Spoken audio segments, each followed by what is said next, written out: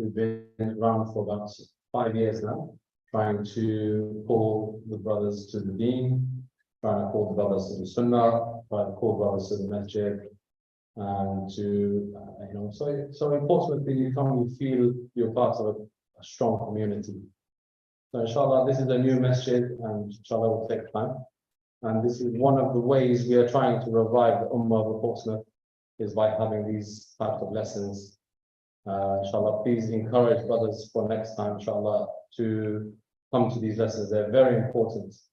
So work your hardest, work your best, let other brothers know that you know who would be interested to attend future lessons. And it's very important as well, you join the WhatsApp group.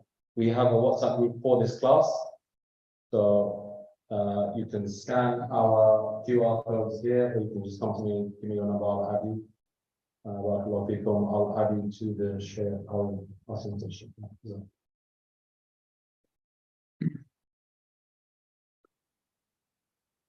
بسم الله الرحمن الرحيم. إن الحمد لله نحمده ونستعينه ونستغفره ونعوذ بالله من شرور أنفسنا وسيئات أعمالنا. من يهده الله فلا مضل له ومن يضلل فلا هادي له وأشهد أن لا إله إلا الله وحده لا شريك له وأشهد أن محمدا عبده ورسوله. Indeed, all praises due to Allah. We praise Him, seek His aid and ask His forgiveness. We seek refuge in Allah from the evils of ourselves and from the evils of our actions. Whomsoever Allah guides, none can misguide. And whomsoever Allah misguides, none can guide. I bear witness that there is none worthy of worship except for Allah alone, be no partner. And I bear witness that Muhammad is a slave and his messenger. Amma ba'd. To proceed, فَإِنَّ أَصْدَقَ الْحَدِيثِ كِتَابُ اللَّهِ. The best of talks beyond any doubt is the book of Allah. وَأَحْسَنَ الْهَدِي هَدِي مُحَمَّدٍ صَلَّى اللَّهُ عَلَيْهِ وَسَلَّمَ. And the best of guidance is the guidance of his messenger, Muhammad. May peace and blessings be upon him. وَإِنَّ شَرَّ الْأُمُورِ مُحْدَثَاتُهَا. And verily the most evil of all matters in Islam are the ones innovated. فَإِنَّ كُلَّ مُحْدَثَةٍ بِدْعَةٍ. For every newly innovated matter in Islam is an innovation. وَكُلَّ بِدْعَةٍ ضَلَالَةٍ. And every innovation in Islam is a misguidance. وَكُلَّ ضَلَالَةٍ فِي النَّارِ. And every misguidance will lead to the hellfire. First of all, I would like to say that Jazakumullah khairan for the admins of the Abrahamic Association for inviting me to start a new series of lectures and talks and classes. And I have chosen, that is a small sandwich, it's not a big one, and that is for 8 classes or 9 classes, which is Al-Tasfiyah, Al-Tarbiyah, which is very important. And this is what our Shaykh Al-Albani rahimahullah was dedicating all his life for this Tasfiyah and Tarbiyah, and I'm going to explain inshallah. So before I start, I would like to first of all document, because this is the start, this is class number 1. The date is the 21st of Shawwal, 1444, and it is the 11th of May 2023. Shaykh Al-Albani rahimahullah, whom inshallah we're going to give an introduction about his life, and today it will be just about the life of the Shaykh.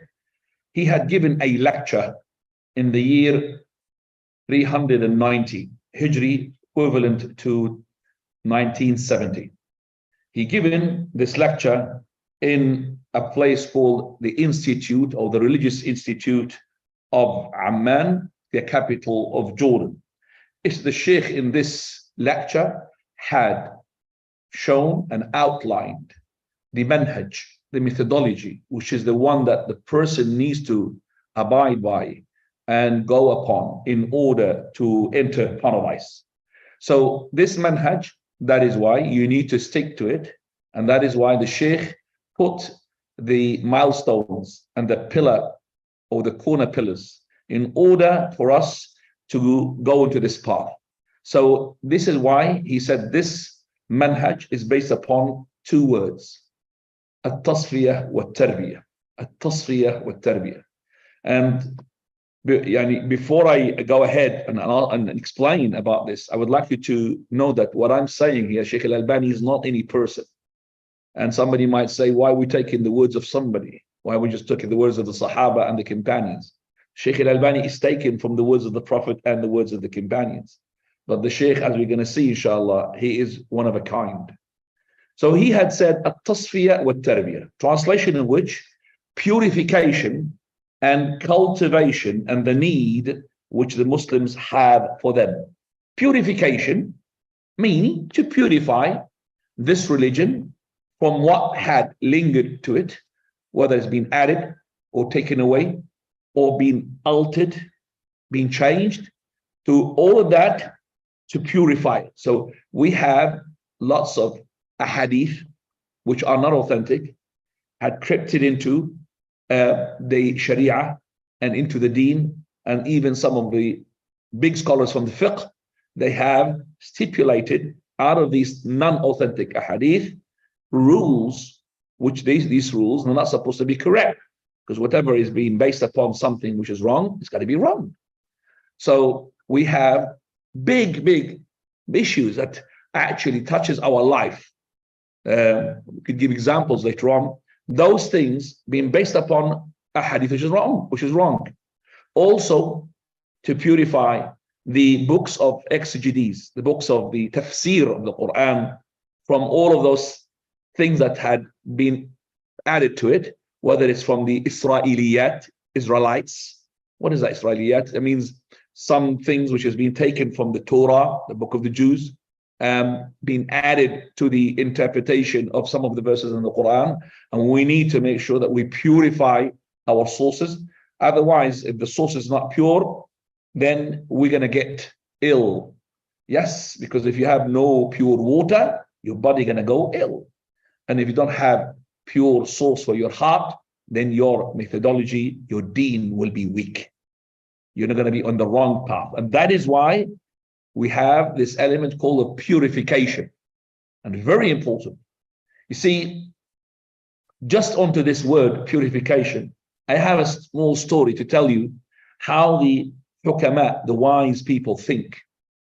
So let's imagine that we have a village, and this village had a head of state, and it has as well the confidants of the head of the state, and also it has those people who are wise people in that village.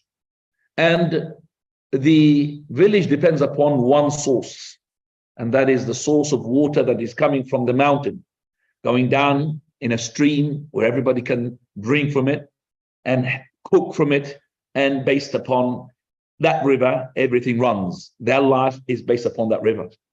But the people did not look after the river. They started urinating into the river, pooing into the river, throwing things into the river, even dirty things, even the dogs used to put into the river. So the river became polluted. And when the river became polluted, the people started to drink from it, and they became weak. Now the enemies took advantage. They saw this scenario. They're going to attack this village and rob all the good sources in this village, just like they do all of these people who are taking advantage from another, say, situation or another tribe. They will raid them and take everything. So now the head of the state, he got together with the confidants, with the wise people, and also with the street. And he asked them, give me a solution. I want consultation. Some of them, they said, oh, let's go and get more weapons in order to defend ourselves against this enemy, because we don't have enough weapons. Some of them, they said, no, we need to borrow some people, manpower, in order to defend ourselves. Some of them, they said, we have to start training the people, to train them and militarize them to get ready for the enemies. But the wise people, the knowledgeable people, they said, as long as this water is polluted, you'll never get these people ready to fight the enemies. Because that water is polluted, and that's why the people are going to be weak. Regardless of how many weapons you're going to bring them, they're weak. They're not strong enough. Now, imagine that this is the river of Shar'ullah. Qala Allah, qala Rasulullah. This is the river. And it's been polluted. It's been added to it.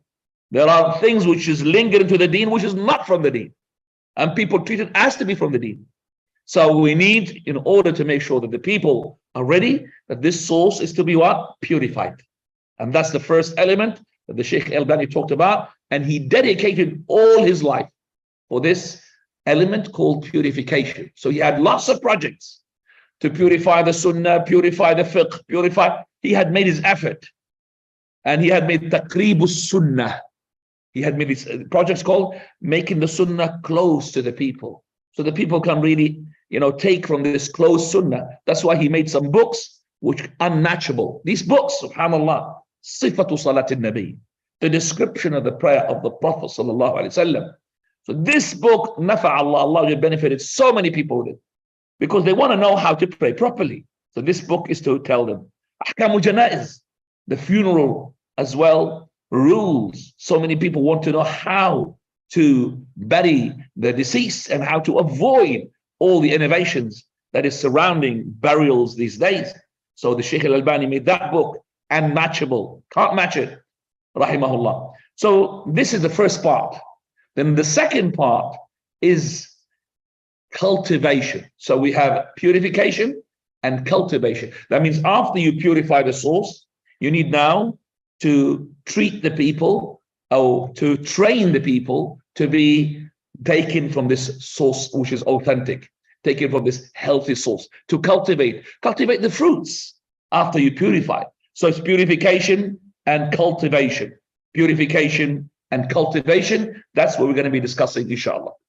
But as I said, it's a lecture that Shaykh Al-Albani had spoken it in the Institute of the Religious Institute of Amman in Jordan about 1970. We're talking about Ikhwani almost 52 years ago, 53 years ago, the Shaykh.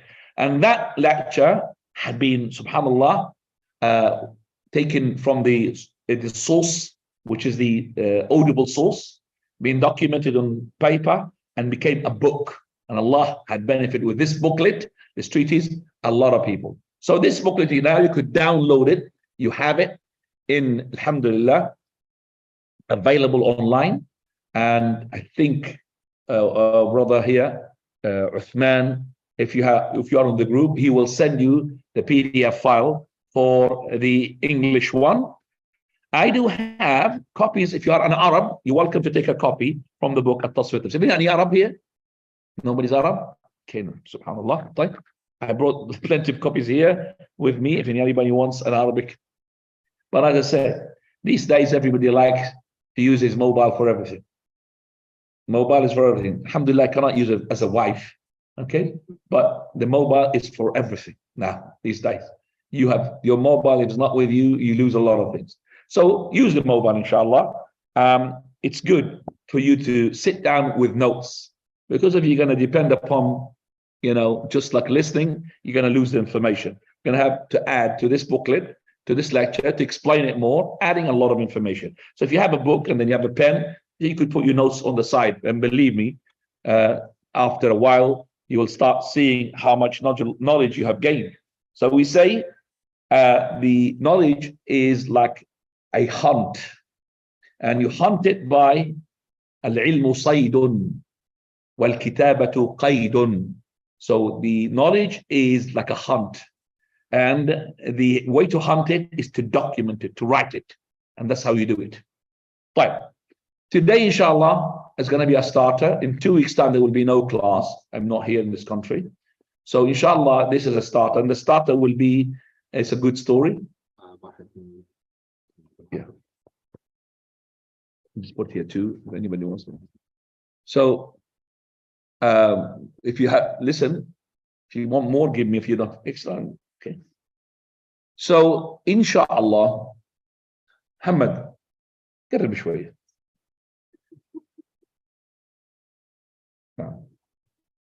If you want to share, no problem. Make Muhammad share, no problem. Sit down and share. Right. Basically, as I said, we're going to be talking today about the biography of the Shaykh Al-Albani, rahimahullah. He is the one who had made this lecture, and we need to know who is this person that we're going to study his book. It's in every study circle that we need to shed light upon the person who had written this treatise or this book in order to understand how valuable it is. So, Shaykh Al-Albani rahimahullah, who is he where is he born, and all of this. I do have a very intensive, comprehensive seerah biography of the Sheikh, and it's going to be, inshallah, within the next, I think, 45 minutes. You've got, Isha? Yeah, let's just start, inshallah. Bismillah. Sheikh Al-Albani, his kunya is Abu Abdurrahman. Abu Abdurrahman, because one of his sons is called Abdurrahman. His name is Muhammad Nasir ad-Din ibn Nuh Najati bin Adam Al-Albani. So his name is, we call it a name of the, because this is the name, the names which is being used by Pakistanis, by Indians, the ones who are not Arabs, because he was not an Arab. They use a name which is comprising two names. So his name Muhammad Nasir ad-Din. His name is Muhammad Nasir ad-Din. As you know, the Arabs, they will use one of them, Muhammad. Khalas. Okay, Muhammad Nasir ad-Din.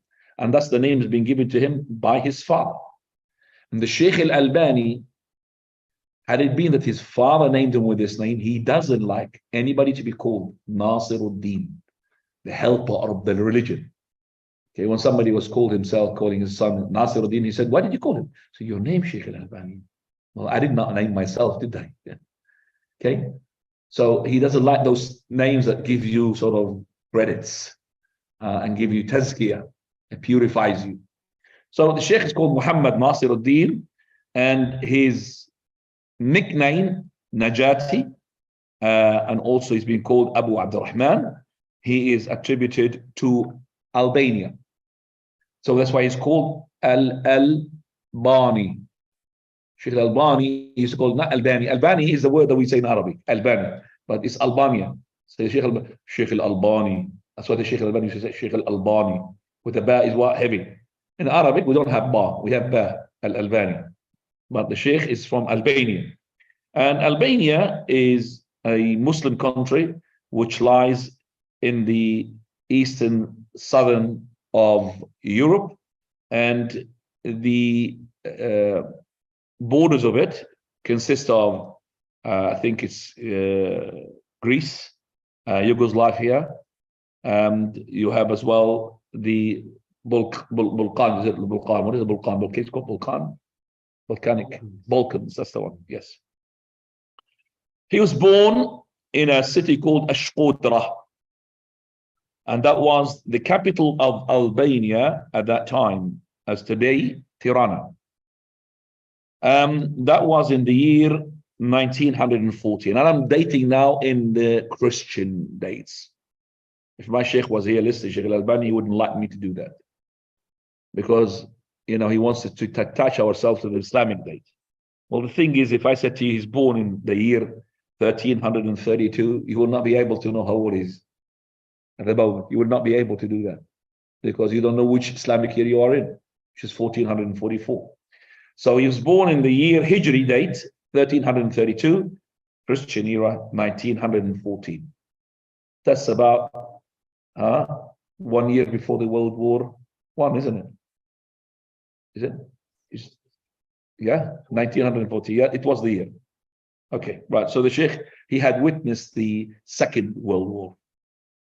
Sheikh Al-Albani, he was asked about his date of birth, and he said, we didn't have this date of birth certificates, okay? But, exactly which day and which, he said, we just, the year, 1914. And the Sheikh, he said, بِالتَّارِيخِ النَّصْرَانِي, by the Christian date. So he says 1914, and he says Christian date, because it's a Christian date. Sheikh Al-Albani, rahimahullah, he was raised in a family who are poor. They have nothing, no signs of anything sort of richness or comfort. It was a religious family, which you could say the general trend of this family, the general look of this family is religious and knowledgeable as well in the deen. Sheikh Al-Albani's father, his name is Nuh Najati, he was graduated from the institutes, the religious institutes in the Asima, or the capital of the Ottomans.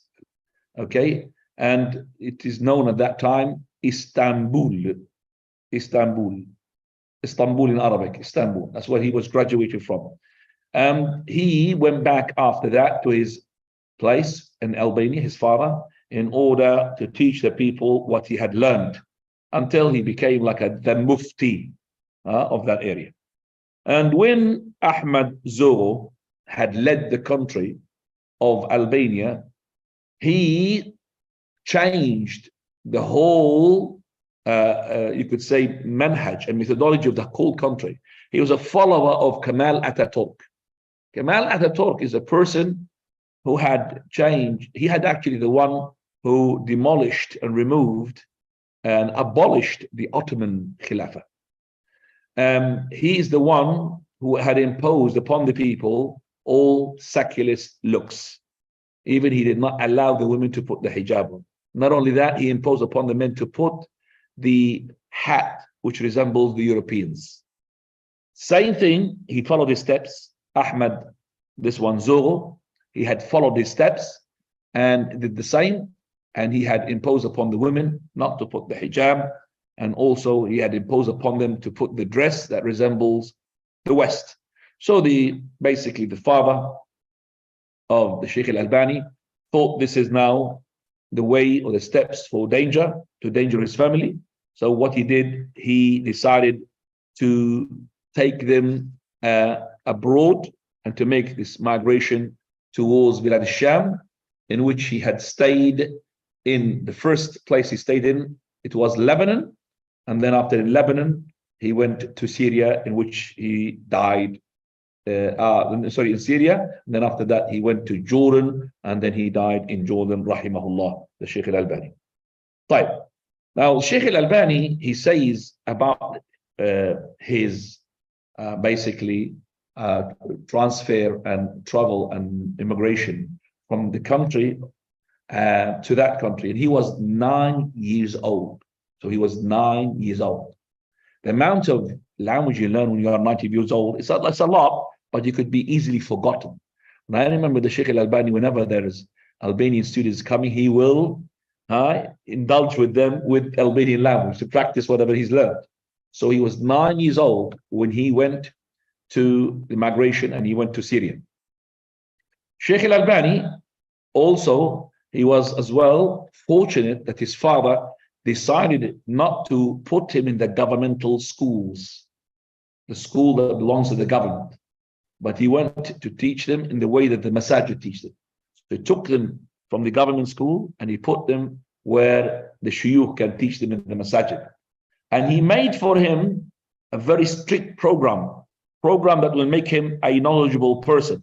So in that, he had put for him, for example, to learn the Quran, to learn the tajweed, to learn the Arabic grammar, to learn the fiqh of the madhab of Al-Hanafi.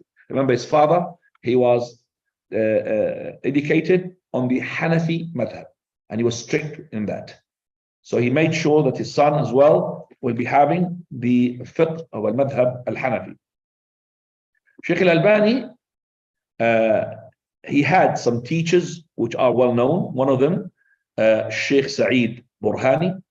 Sheikh Saeed Burhani, Sheikh Al-Albani later on, he said, I realized that he's a Sufi, but he was, young, still learning from him some to do with the Maraq al-Falah and also some of the grammar, the Arabic grammar. So he had learned from him the al-Fiqh al-Hanafi, and the book that he learned from him, Maraq al-Falah, Sharh Nur al-Idah. That's the book that he had learned on the hand of Saeed al-Burhani, whom the Sheikh said later on, I knew that he is a Sufi, and he's one of the tariqas.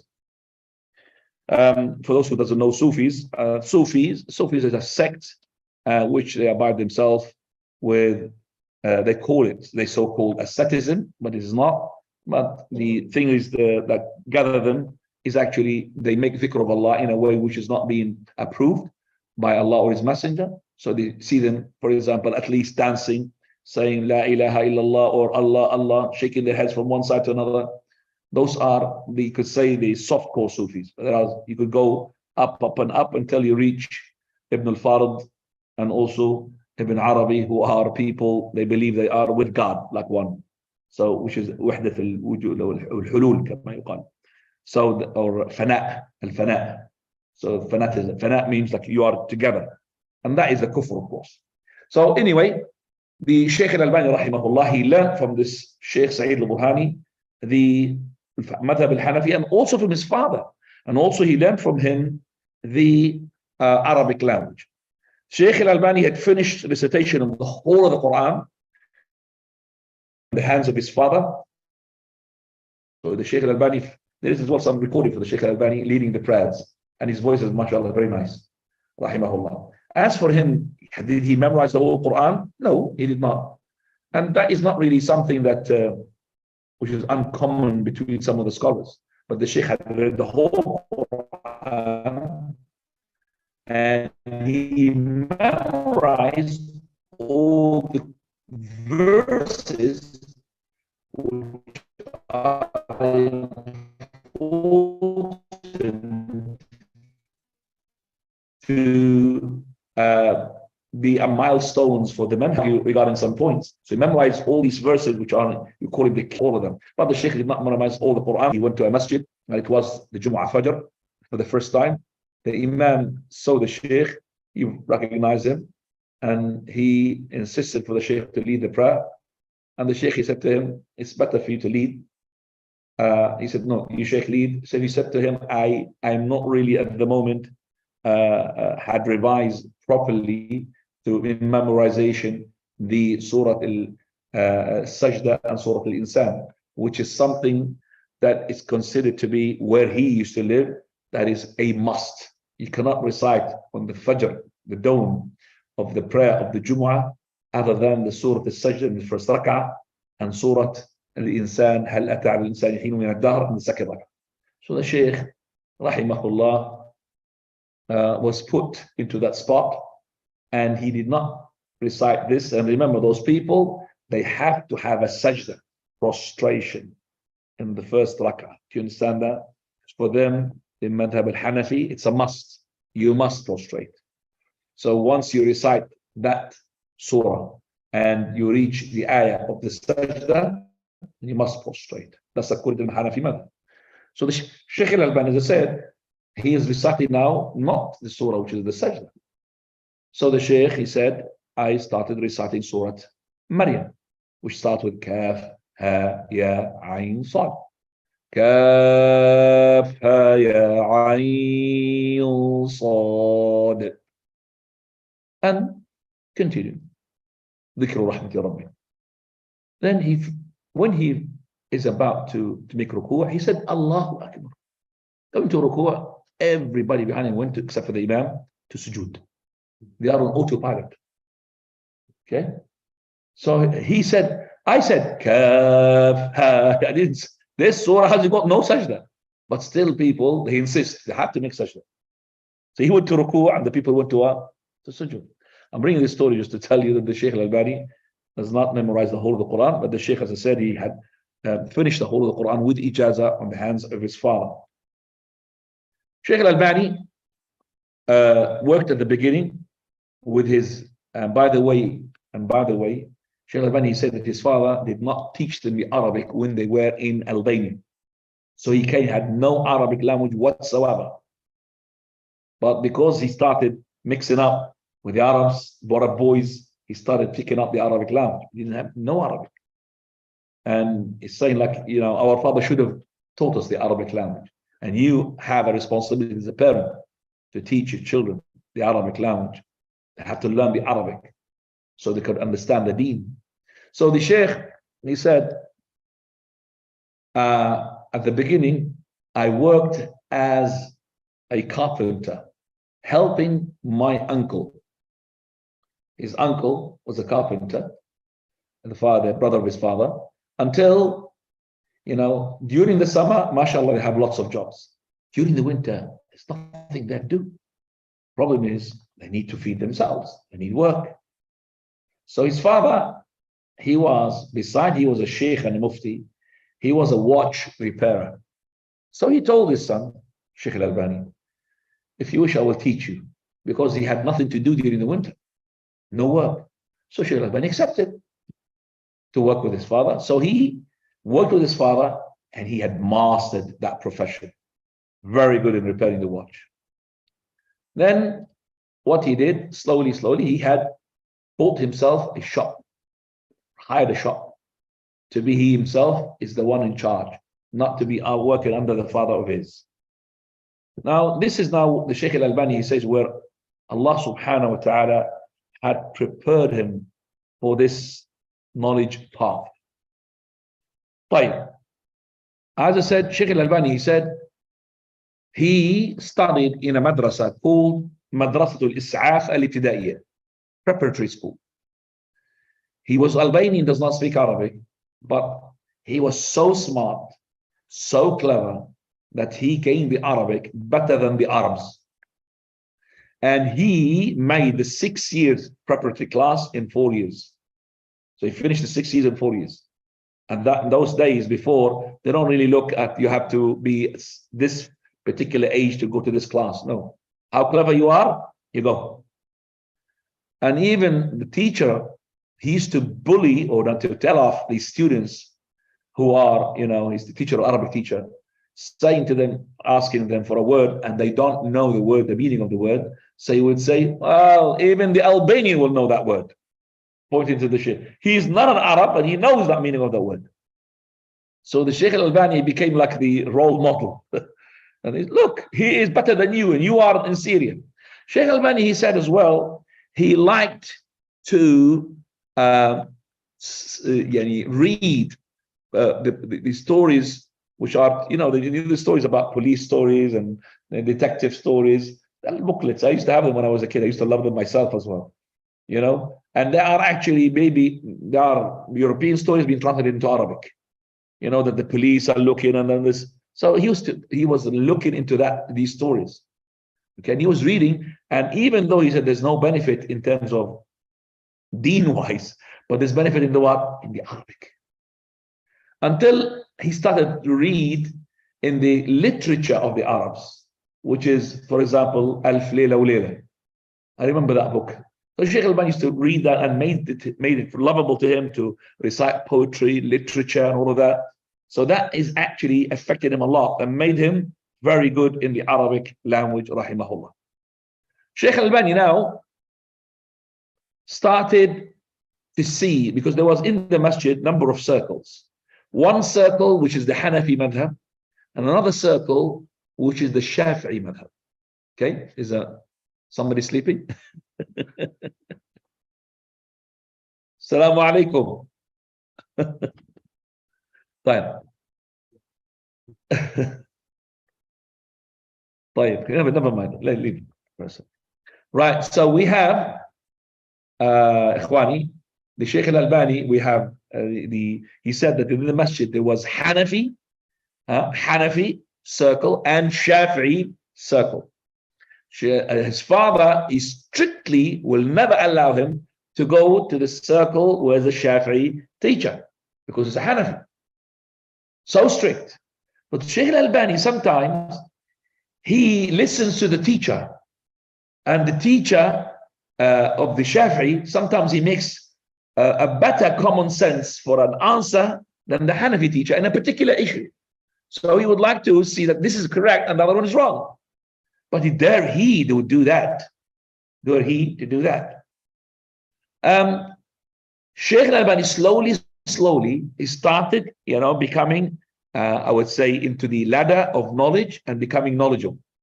I'm bringing things here, not in the order of history-wise. I'm just bringing in how the Shaykh Al-Albani became more attached to the deen, to the knowledge. Basically, one day, that the Sheikh, his father, whenever he wants to leave, for example, not to lead the prayer, he would to lead the prayer. In the masjid at that time, the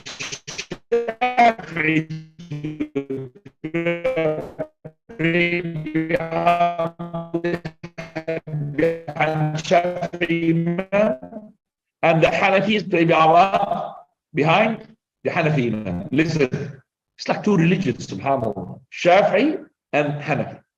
No one will pray behind the other one. They will not accept it. So to have two deens in one masjid, two deens, two salah in one masjid. Now the Shaykh Al-Albani prayer is what? Late or early? Late. Well done. As for the Shafi'i, their prayer in the masjid, the same masjid, it was going to be later on pray.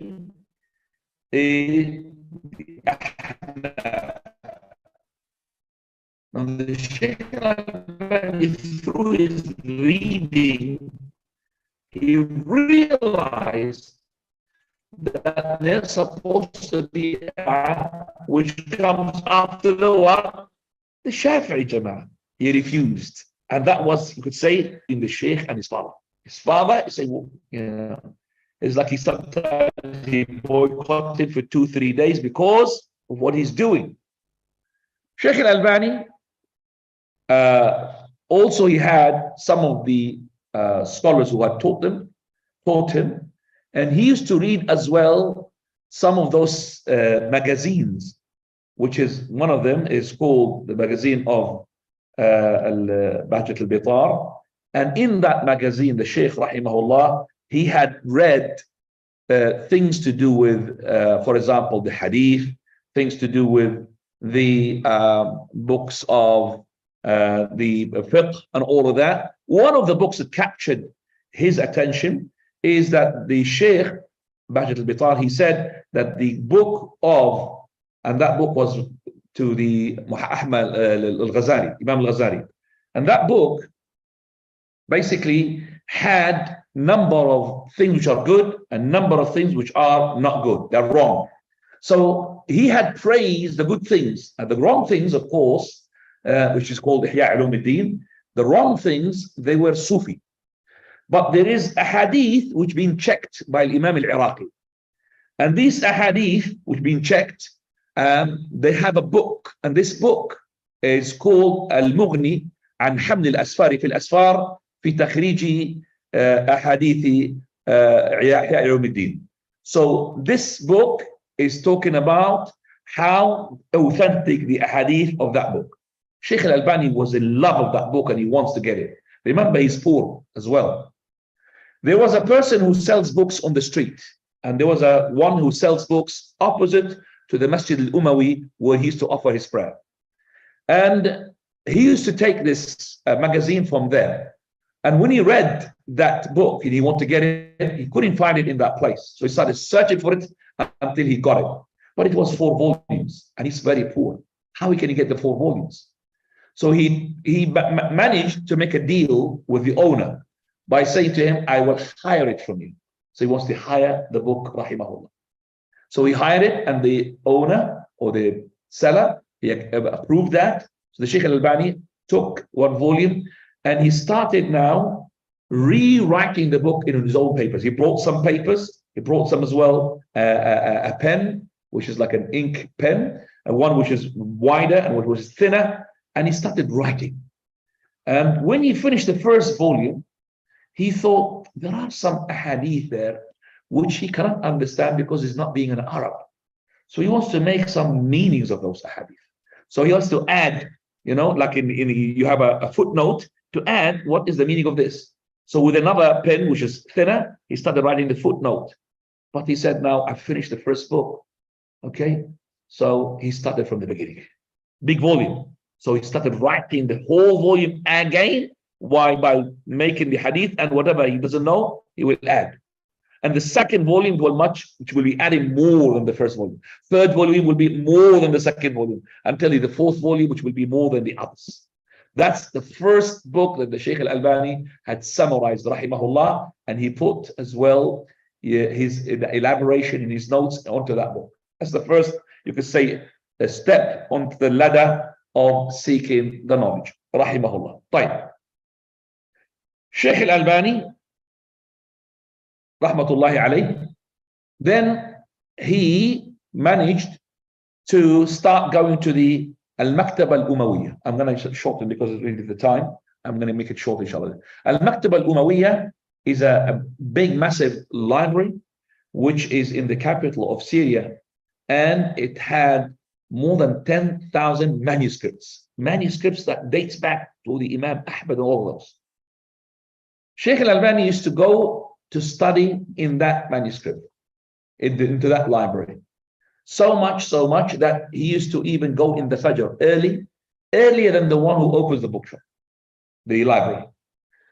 Slowly, the librarian, by the approval of the municipality, accepted that the Sheikh have another key for himself. So the Sheikh now started to have a key to go to the Maktab al-Zahiriyya. It's called Maktab al-Zahiriyya. Rahmatullahi ala Sheikh.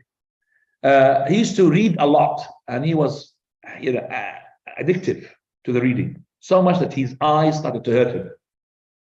Now this is where the start of the big knowledge.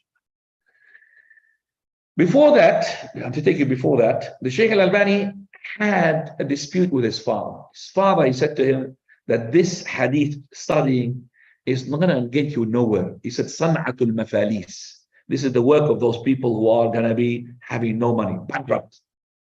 And then he warned him. He said, either you go back off from this and you come to the Madhab al-Hanafi, or there will be what? A separation between me and you. So the Sheikh said to him, give me 3 days. Then the Sheikh said to him, after 3 days, I think it will be better to separate.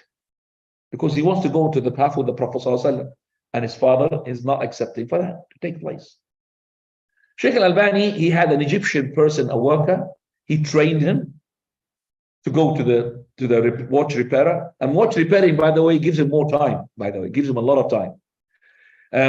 Because he repairs watch. And by the way, he's got a library. He's got first the counter for repairing watch. This other half is actually for studying. And he's got a Quran in front of him. He said, the Sheikh, I always leave a Quran there. So I always read the Quran all the time.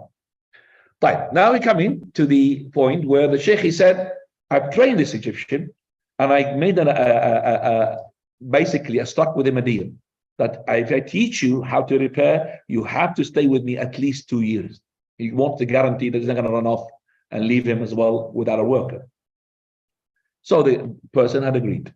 So the Sheikh would leave the shop in the morning and he would stay in the library for all the day until Asr he comes back, because he's got a worker. Now, rahimahullah, he says, I had the marad al-dhubaba, the disease of the fly. What is the fly? And when he looks, he sees a fly. He went to the eye doctor.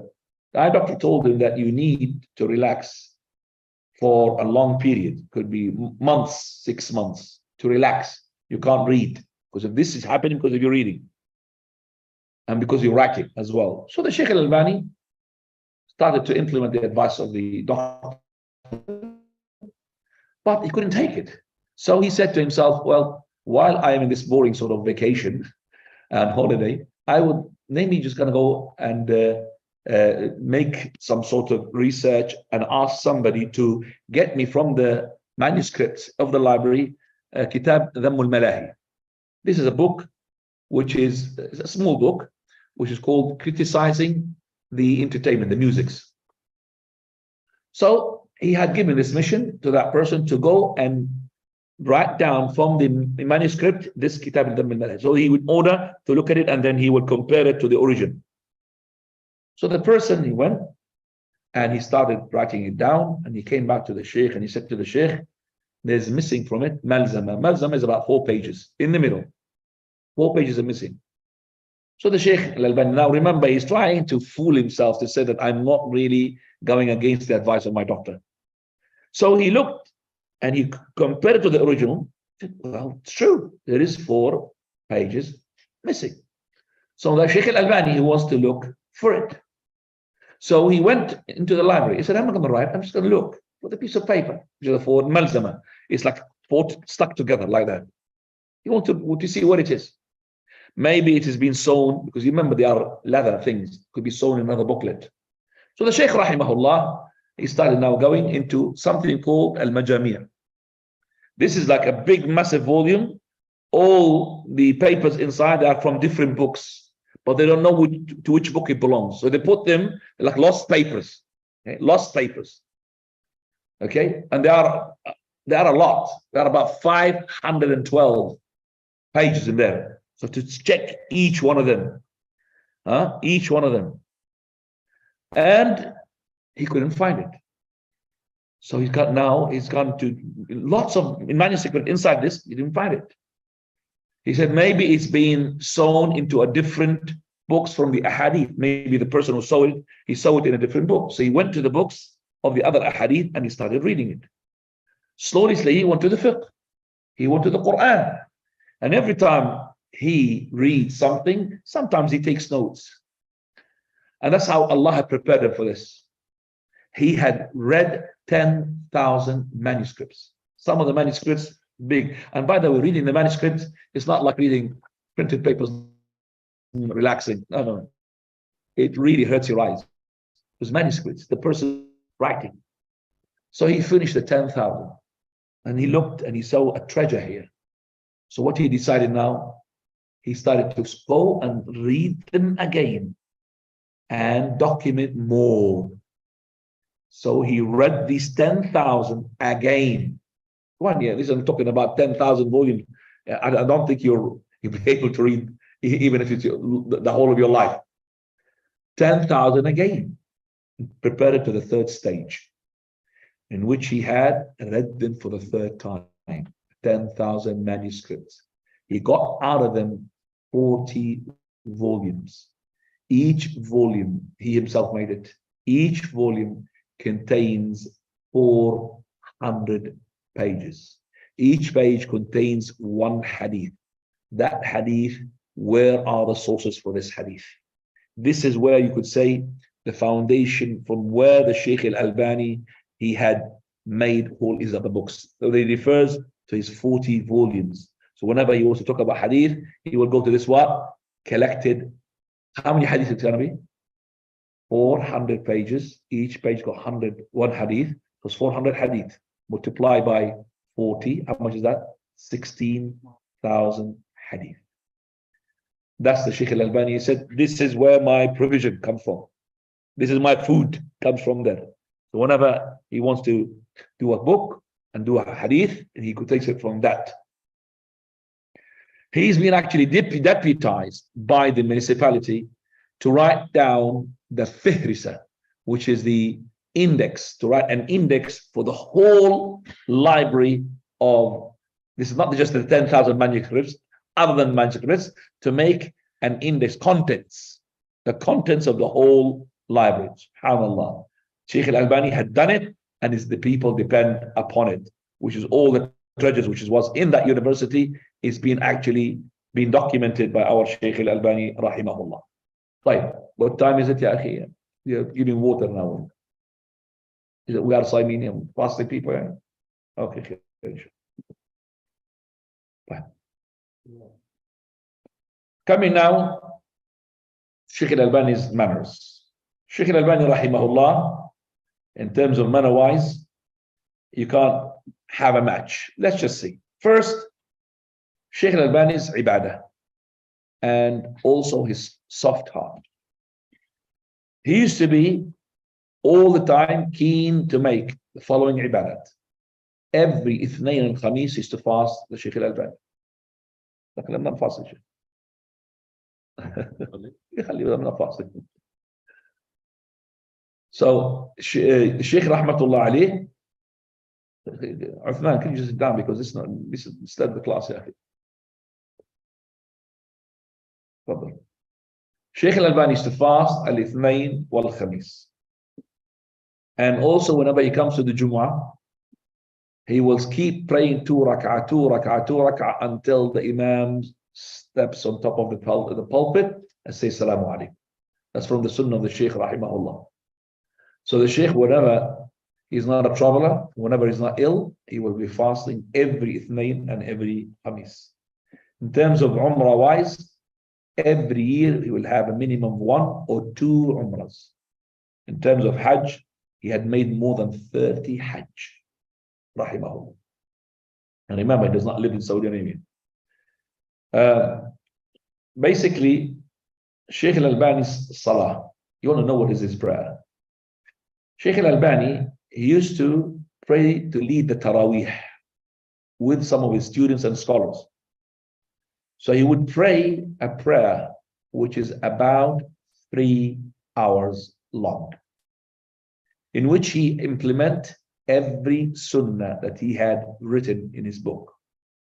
So he would prolong the ruku', prolong the sujood. His ruku' is about 8 to 9 minutes. Do you understand what I'm saying? That's your prayer, all of it. 8 to 9 minutes. The 2 rak'ah. 8 to 9 minutes.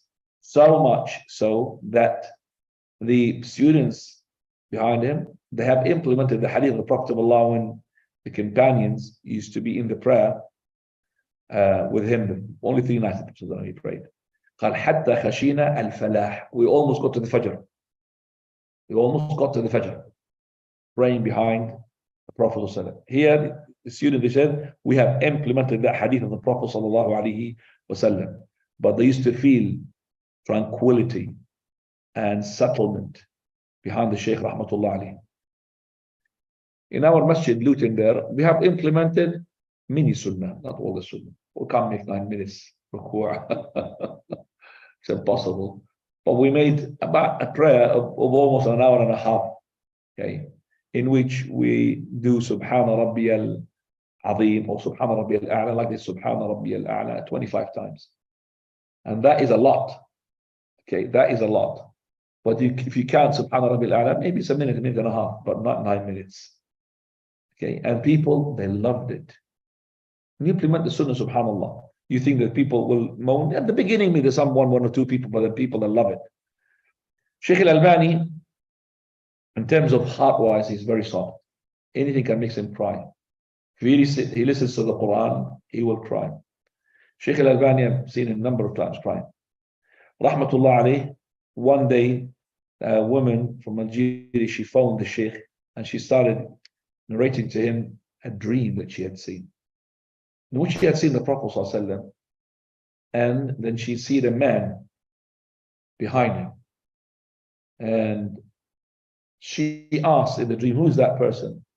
And as soon as he said, who is that person, Shaykh Al-Albani knew she's going to say it's him in the dream. Before she uttered his name, he started crying. And she said, the Shaykh Al-Albani, don't you know him? He couldn't continue the call. He stopped the call.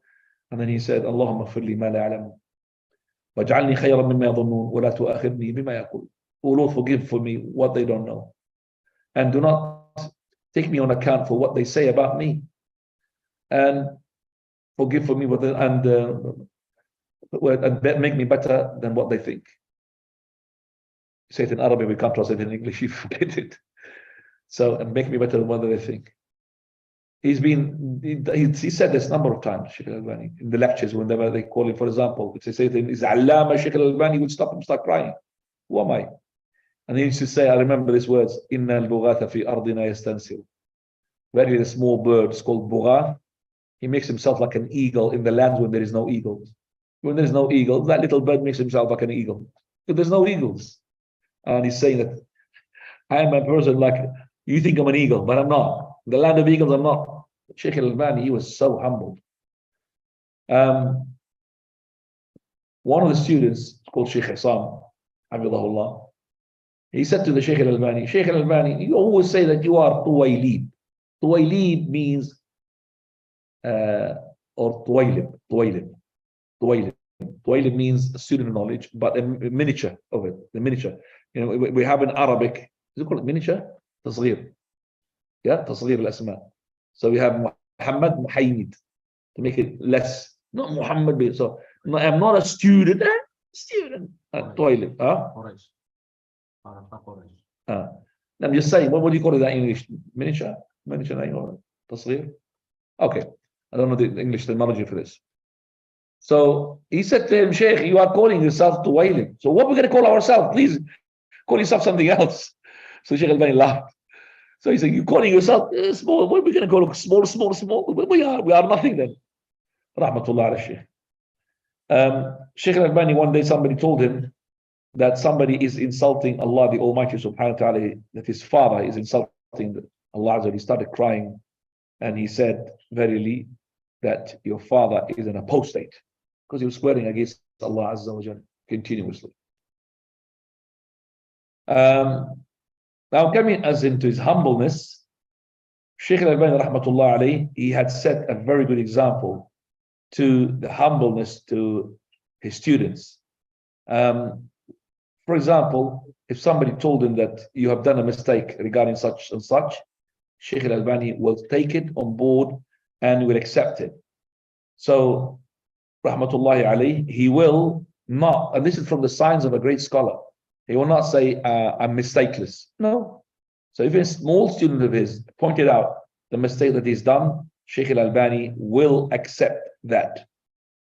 Shaykh Al-Albani, according to the scholars who are students, they said that whenever he sees a child, he will cuddle him, just like the Prophet ﷺ used to do. The Shaykh Al-Albani, he taught in the University of Medina for 3 years. And in that Medina, he left a very big impact.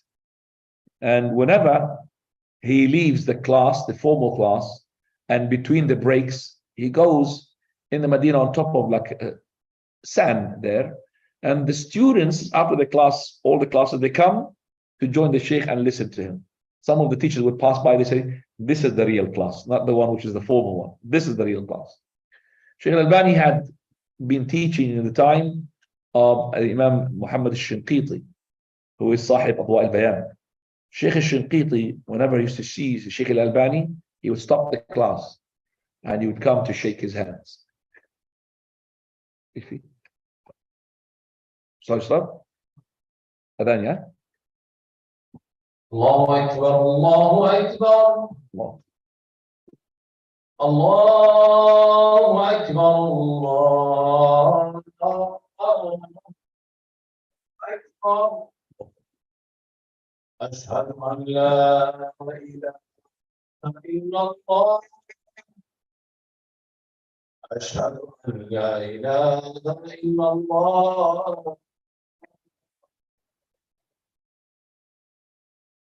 أشهد أن محمد رسول الله.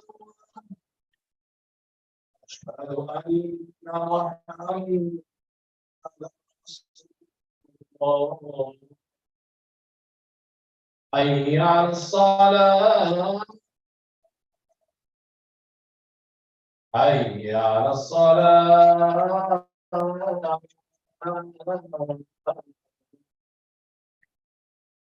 حي على الفلاح. حي على الفلاح.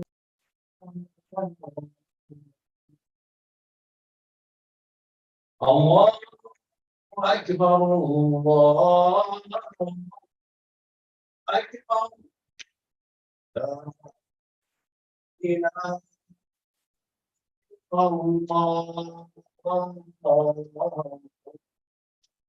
لا إله إلا الله. لا إله إلا الله. صل على محمد صليت عليه وبارك عليه. Do we have 2 minutes before the prayer? Okay, khair inshallah.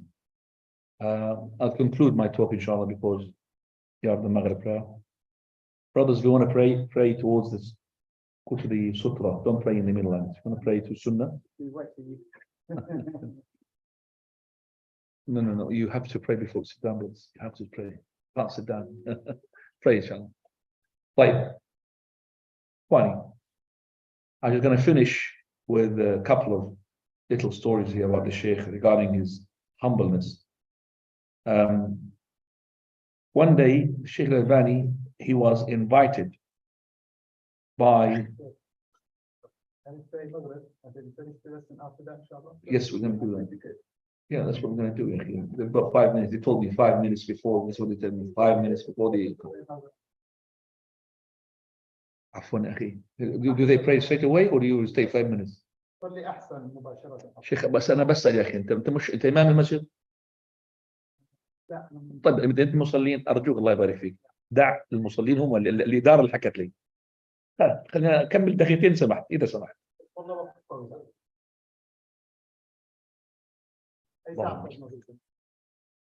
الله المستعان. No, never mind. We are the Arabs. We always do like this. I'm sorry about this. I am an Arab and I apologize on behalf. The brother can't even wait 2 minutes. أخي الله يهديك. الله يهديك. الله يهديك. finish it after it takes time after prayers. يا أخي الله يهديك ما يجوز هكذا، لا أنت إدارة ولا أنت شيء ولا أنت ولا شيء. We leave the table. Yes, we pray. You know, there's a time.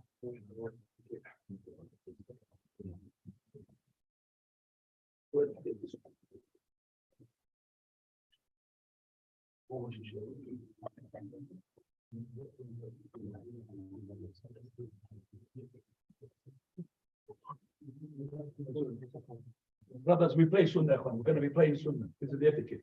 We have to play 2 Sunnah before the Fard. We have to do that. We have to wait for the Imam.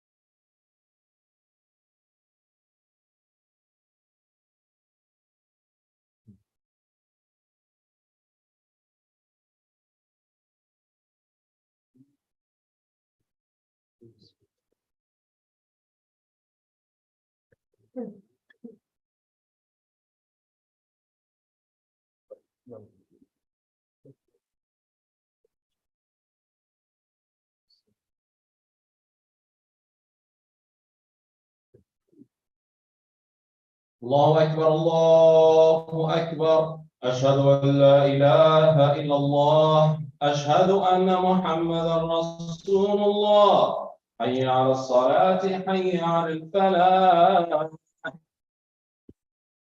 قد قامت الصلاة قد قامت الصلاة الله أكبر الله أكبر لا إله إلا الله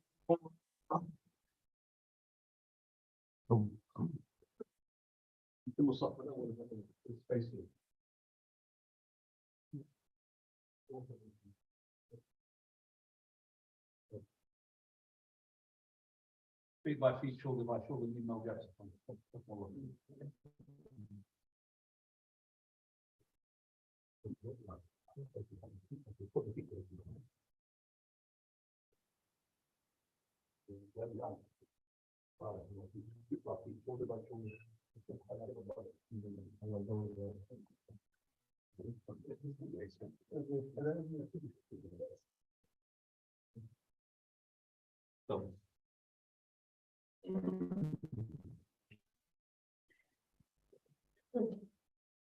الله أكبر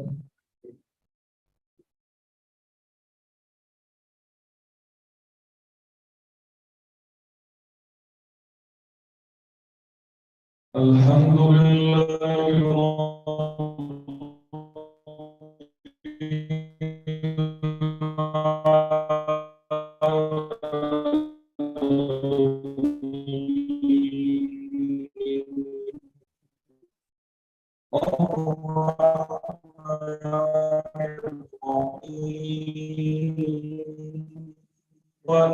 وإياك نستعين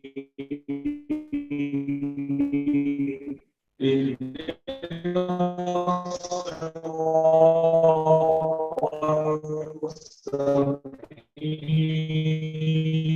المستقيم صراط الذين أنعمت عليهم غير المغضوب عليهم ولا الضالين. قل يا الذين أسرفوا على أنفسهم لا تقنطوا من رحمة الله إن الله يغفر جميعا إنه هو الغفور الرحيم وأنيبوا وأسلموا له قبل أن يأتيكم العذاب ثم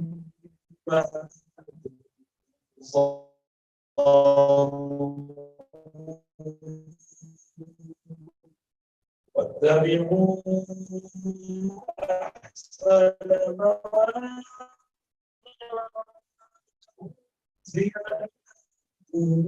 من ربكم قبل أن يأتيكم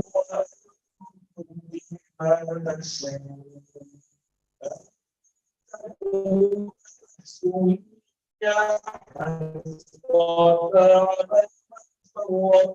في جنة الله وإن كنت من السائلين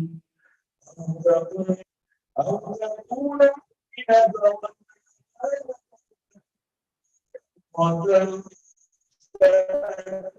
وتكون من المحسنين فقد جاءتك فكذبت بها واستكبرت وكنت من الكافرين ويوم القيامة الذين كفروا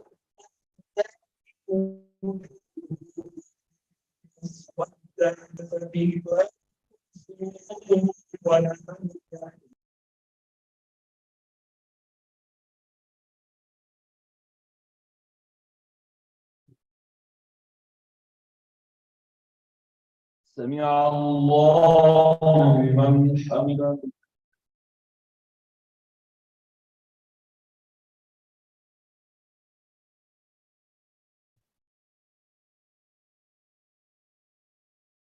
الله أكبر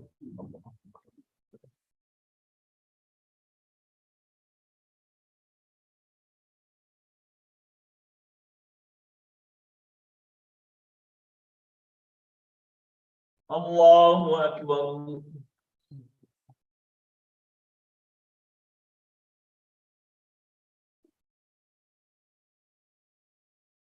الله أكبر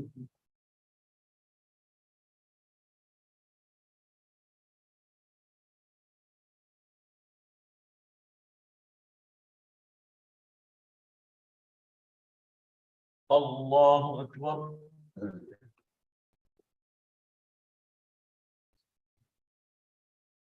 الحمد لله رب العالمين الرحمن الرحيم مالك يوم الدين إياك نعبد وإياك نستعين اهدنا الصراط المستقيم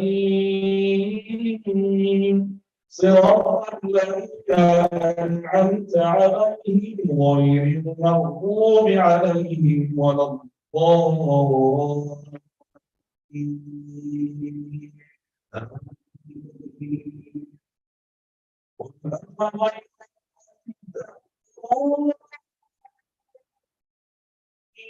يعبد أيها الجاهل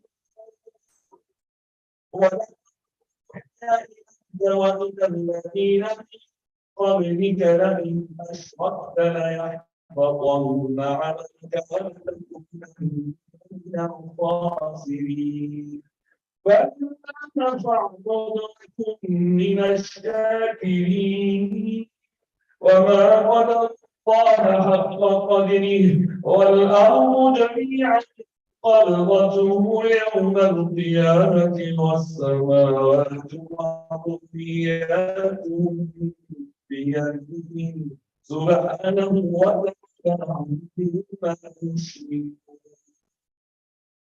الله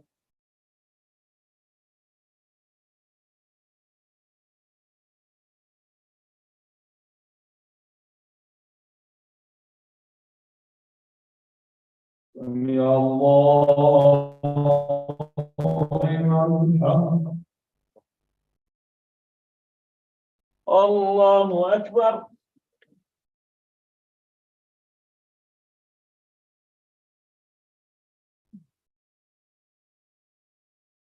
الله أكبر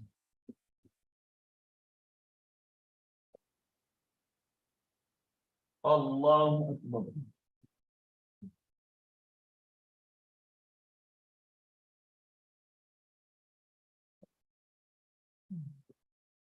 الله أكبر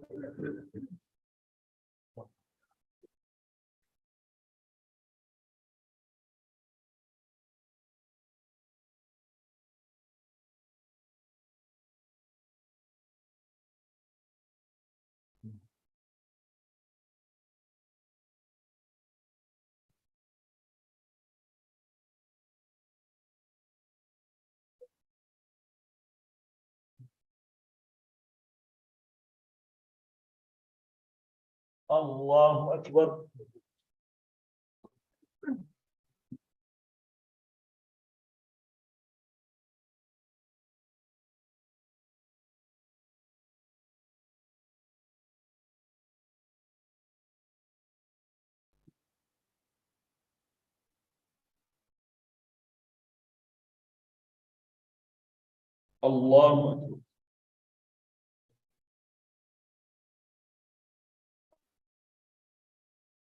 سمع الله لمن حمده الله أكبر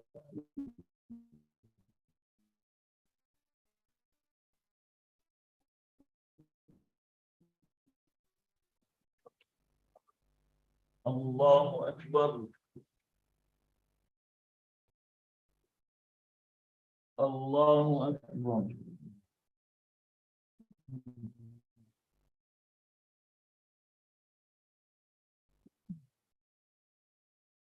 الله أكبر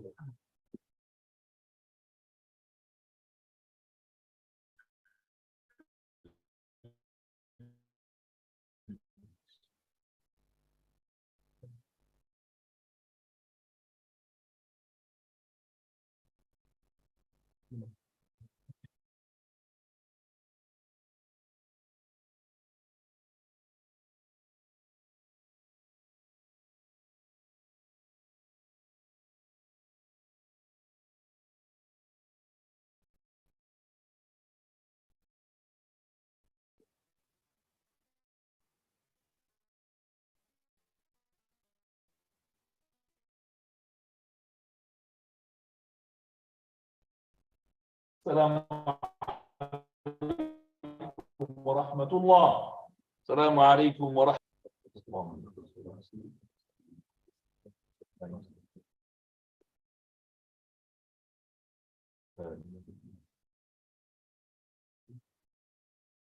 الله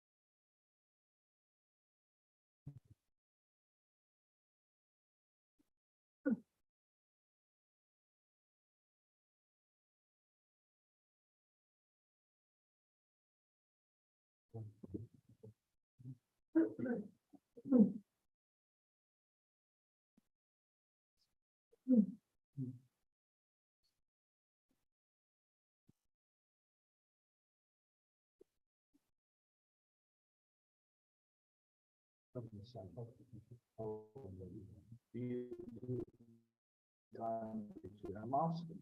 Oh, we don't understand. What is the etiquette of the mosque?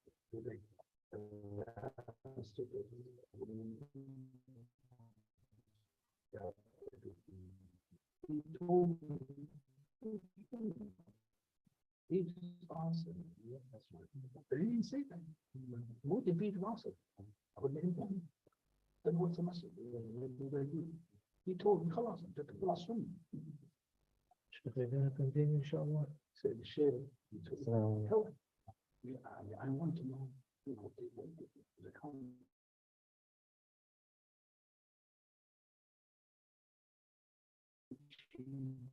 system in كلنا اليوم كله.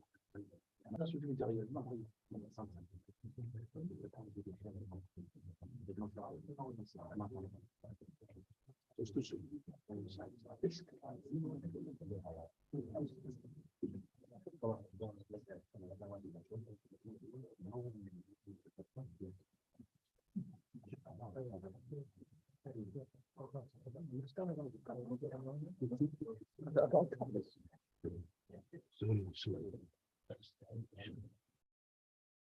كان الميكروفون يا شيخ.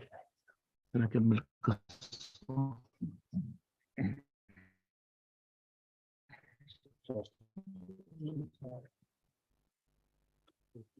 Gonna finish the story.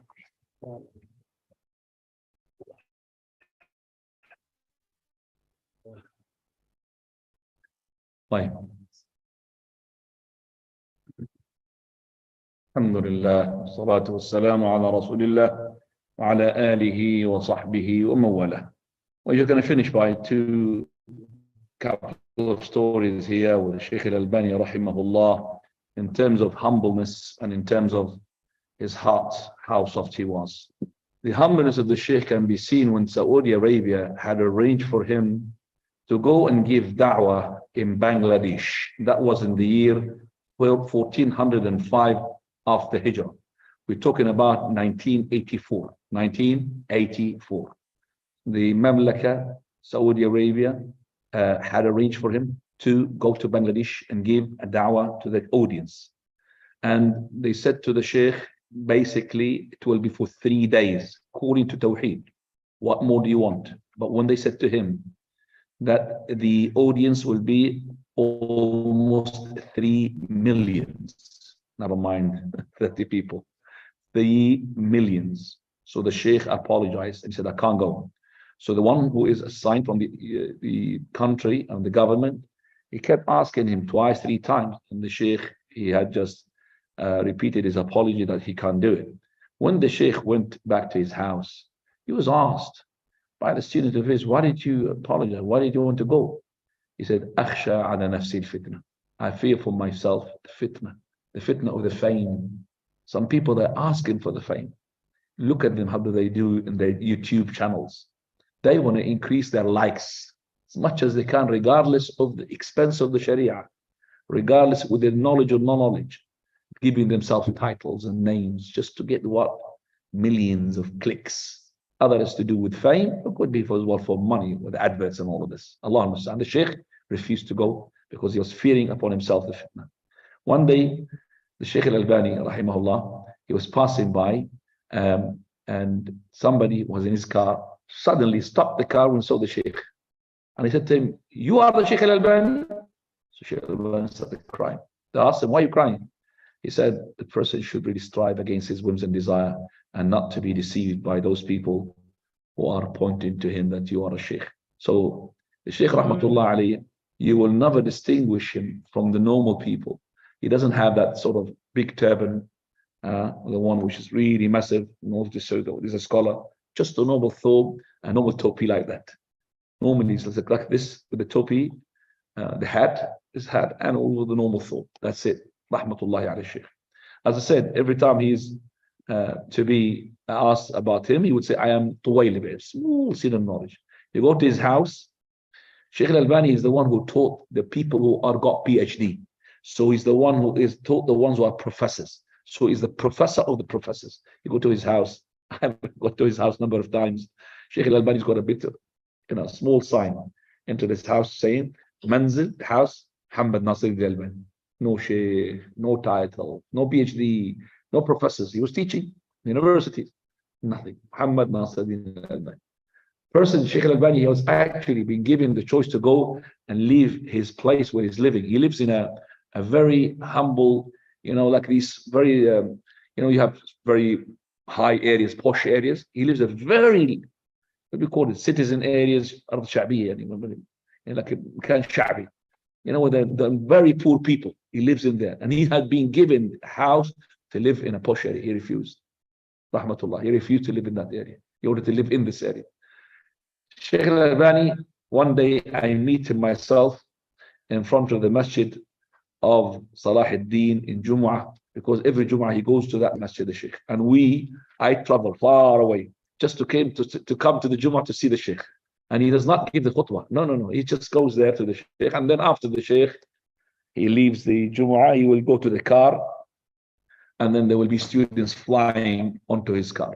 There will be like bees covering the car, from the bonnet, from the top, from the ceiling, from the roof. Okay, there will be people opening the back door, and there will be big behind. And there was a person, I remember him, because he used to work with the Shaykh Al-Albani, and he used to go with him in the car and come back. So he will be the first one in the car. Okay, the first one in the car, and he's got his little recorder. And the Shaykh would be asked questions, and then he would be answering the questions. So from that, he had Fatawa Sayyara, the Fatawa of the car Fatwa. So that means all these questions being asked while the Shaykh Al-Albani is about to drive. And he will wait for about 10, 15 minutes, and then he leaves. But you can't see the car because of the bees, the people are on top of the car. As I said, the Shaykh Rahmatullah alayhi, whenever in the university, would finish the class, and he would go to the break. There's a break. All the students would have the break. They would come outside where there will be like the courtyard, and there will be like sand, the Shaykh sitting, and all the students in the university will be listening to the Shaykh, talking to them. And they said, this is the real class. This is the real class. Anyway, Shaykh, when I met him, I saw him straight away, and I was so glad. I shook his hand, and my hand did not go all the way into his hand. Just about, because I was so keen to grab his hand. So he said to me, Abu Suhaib, this is a half musafaha, half shake, have to be full. So he held my hand and put the hand fully in his hand. Then I took his hand and I wanted to kiss it. I don't know, he's an old man, but he's powerful. MashaAllah, he's powerful. He's old man, but he's powerful. So I took it and I to kiss it, and it went down. He just took it away, couldn't retake it. Then I said to the Shaykh, but I've read in your book just recently that, you're allowed to kiss the hand of the scholar. He said, the scholar. What does that mean? I'm not one. He said, the scholar. Well, if he's not a scholar, who's a scholar? He said, the scholar, yes, you kiss his hand. Subhanallah. So you kiss the hand of the father. Those who are the Sufis or others, they will give you his hand to kiss it. Like this. And he will not even talk to you without you kissing his hand. True or not? You kiss his hand like that. Sheikh, I couldn't really, I couldn't. I'm a young man. But he was so powerful, he pulled it away. I couldn't really take his hand to kiss it. Rahmatullahi ala Sheikh. Sheikh, as I said, he will never like even to be called the Sheikh. He doesn't. But he has got no power to stop this. And he doesn't like a person calling himself a Sheikh. One day the Sheikh is sitting down in a house, and it was in his house of a student of knowledge, which is a scholar. But he's a student of his. And the scholar, this Sheikh, he wanted another Sheikh to be present. Listen, please. Listen to this. So this Sheikh, which is his house with the Sheikh Al-Albani, he wants another Sheikh to come, not to miss this gathering. So he's calling the person in a phone. The Sheikh Al-Albani was sitting on the table. And then when he called, he didn't find him. He found maybe his little girl, daughter, son, I can't remember. Anyway, so he asked, is such and such there? And they said, no. So this person, he said, tell him Sheikh so-and-so is asking for him. Tell him, that person, Sheikh is calling himself, he's sitting on, Sheikh so-and-so calling. So then he put the phone down. Sheikh Al-Albani, he said, and always elaborates, it would have been better without that word. It would have been better without that word. You just mentioned your name. Why do you want to say Sheikh so-and-so? Because this is fitna of the fame. People like to be called Sheikh, used to be like, PhD and all of that. Don't let the fame take away from you. And in this as well, I will conclude my talk, inshallah, and say to you, Bismillah, we start in 4 weeks' time, the book, Bismillah. There's more to talk about Sheikh Al-Albani, wallahi, a lot more. But I remember as well here to say about somebody who's called Sheikh, PhD, his professor, Muhammad Al-Jabali. May Allah subhanahu wa ta'ala keep him for us. And he lives in Saudi Arabia. He was in America, the head of the faculty of the university in physics. He's a professor of physics. But he's the one who wrote the book, Close to Garment, Close from Your Garment. Those are the books of Sheikh Muhammad Jabali. Look at his books. He follows his teacher. He follows the steps of his teacher. He writes Muhammad Al-Jabali. And he is a professor. Wallahi, I met the Sheikh in one of the conferences. And I asked him, you are a professor. Why don't you write Al-Professor Muhammad? Then the book will be selling quickly. Actually, his books is the best for selling, the best sellers. Close than Your Garment. You know the book, Closer Than Your Garment. So the Sheikh, he said, I remember he said that to me, Wallah. He said, and I'm conveying it to you, just to take it as a history. He said, I only write it for the people who's got sickness in their heart. I remember those words. People got sickness. Do you understand the sickness? They like these titles and they think they're showing off. Then I'll put them professor. But I will never put the word. And in his books, Muhammad al-Jabali, by this, inshallah, we finish. If you have any question regarding what we have heard, Sheikh Al-Albani's story, that's it.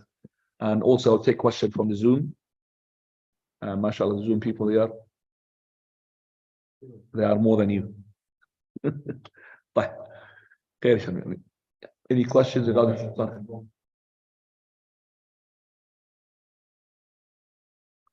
any questions from the Zoom? Inshallah, I will take it straight away because there's no questions here. I will take it. Sorry, not all against it. My question is, I've heard this story about Sheikh Al-Albani when he had this conversation with... You have to put the volume a bit down. Yeah, because you don't show that microphone to the speaker. Yeah, don't show it yet. It is true. So I heard the story of Sheikh Al-Albani and Sheikh Ibn Baz when they had this story of the fatwa of the driving part. Can you just give us a bit on it? Driving part? Yeah, when Sheikh Al-Albani said that Sheikh Ibn Baz do not have the experience of driving, so you do not understand when you drive really fast. I don't know. It's a joke, like it's a joke, yeah. Yes, it's like a joke, yes. Okay, before. Yeah, okay, I'm gonna second. I would like you just to put me. Have you got electrical here? I'm losing power. I'm losing power. Oh, yeah, behind. That's what you're off.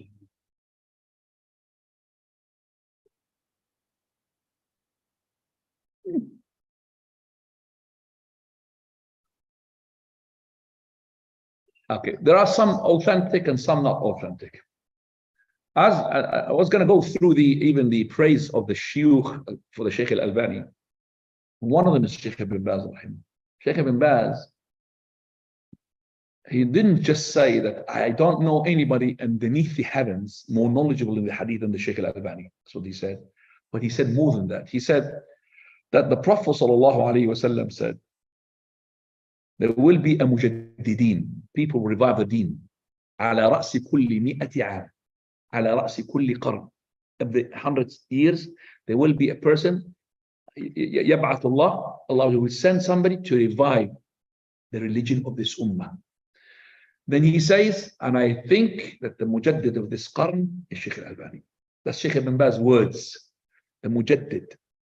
And Sheikh Ibn Taymiyyah rahimahullah, beside his words of one which has been just recently been shown, which is in Audible, Sheikh Al-Albani was ill, and this is before he died.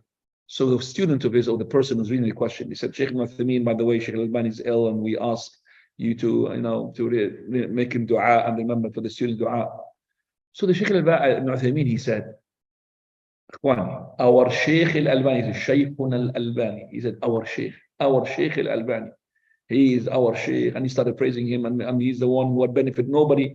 Ya Ikhwani. After some years, let's say 20 years, 30 years, the scholars' names were not going to be that remembered. For example, we had the Imam Al-San'ani, Imam Al-Shawkani. They were Imams of fiqh. They are mentioned very rare, not that much. But when you hear about Al-Bukhari, Muslim, Tirmidhi, Sa'i, it's always mentioned hadith. And our Shaykh Al-Albani, his name is stuck by Allah Azza wa Jal to these names. So even in hundreds of years, Shaykh Al-Albani is going to be there. Rawahu Tirmidhi wa sahahahu Al-Albani. Tirmidhi narrated the hadith and been authenticated by Shaykh Al-Albani. Allah willed for his name to be stuck to those stars. Hadith muhaddithin. As I said, his name is stuck to them. His name is stuck to them. It's very, I mean, this is not really easy. His authentication of the hadith, it became like a standard for the scholars. تلقته بالقبول. So his name is linked to the Bukhari, Imam Muslim, Imam Al-Albani. As I said, the lots of scholars which their name is not mentioned, very rare. So after 100 years, Sheikh Al-Albani, Sheikh Ibn Baz, Sheikh Ibn Uthaymeen, not going to be mentioned that much. But Sheikh Al-Albani stuck to the hadith. And that is the mujaddid of the Quran. I'm not saying he's infallible. He makes mistakes. But he is the mujaddid of the Quran.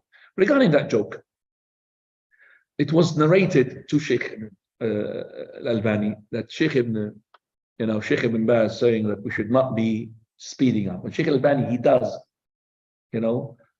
drive fast. Driving fast, but not lunatic as a, person who's rotating the tires, and he drives fast as in the maximum speed. If there is no speed, he will, mashallah, hit the road properly. Sheikh Al-Albani, even myself, I tried to catch up with him. I caught up with him. I'm a fast driver, but I had to really put, my foot down. So Sheikh Al-Albani, when he had heard the Sheikh Ibn Baz, he's saying that, speeding is no good. And so the Sheikh Al-Albani said he did not taste the sweetness or the smartness of driving fast. So when Sheikh Ibn Baz was told about this, he said he did not taste the punishment of paying the blood money. If you hit somebody, you have to pay blood money. It's a lot of money. Then if you taste the punishment of the blood money, you will forget about the sweetness of speeding up. But there is other things which are not authentic. I know, for example, that there was the Shuyukh, three of them, the Sheikh Ibn Baz, Sheikh Al-Albani, Sheikh Ibn Uthaymeen together. There was a question during the Hajj time. If it was Tawheed question, it would go to Sheikh Ibn Baz. If it's a fiqh question, it would go to Sheikh Ibn Uthaymeen. If it's Hadith question, it goes to Al-Albani. That is not authentic. Because he mentioned by somebody called Muhammad Hassan. It's not authentic. It didn't take place. There's some exaggeration taking place. Now, Wallahu a'lam. طيب, anything else? تفضل.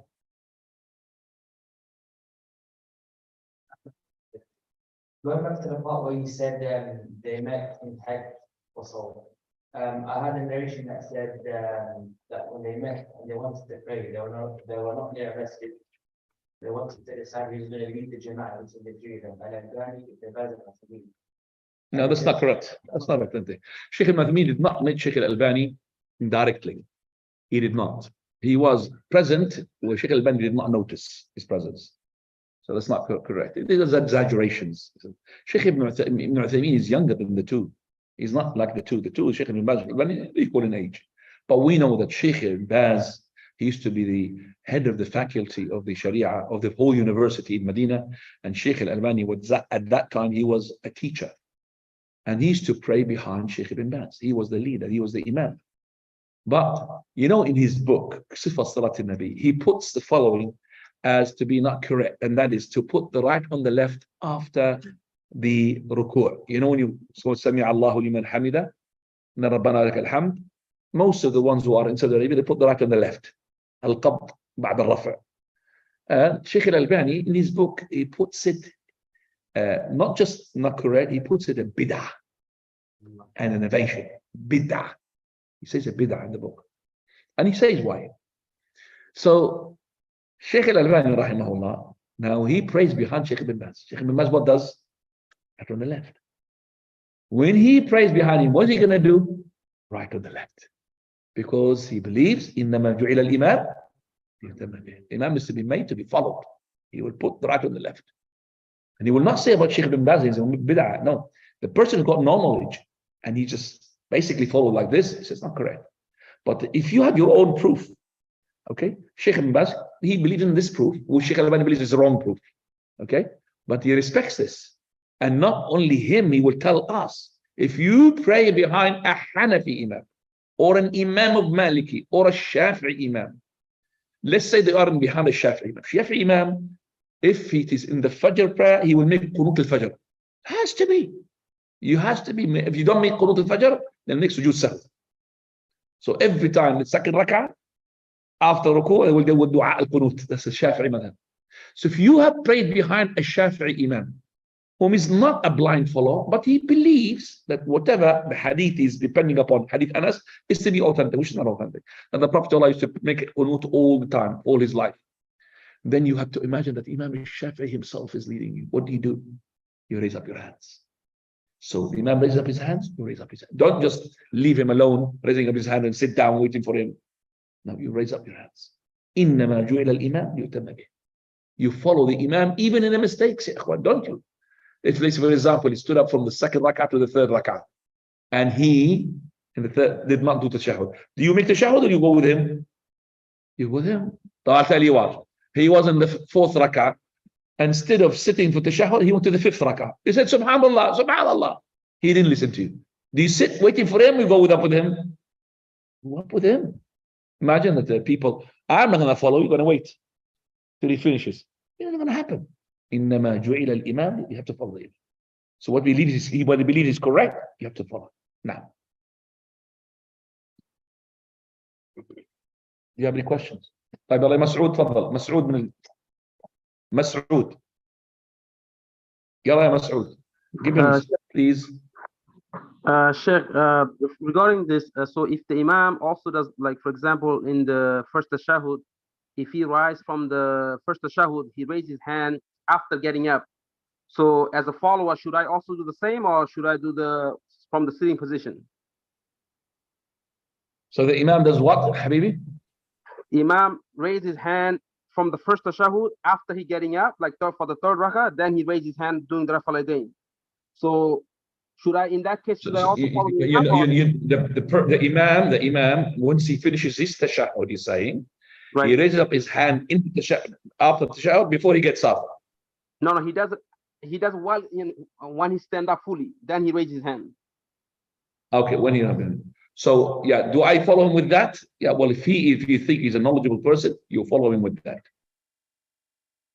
But remember, things which cannot be noticed in differences, no problem.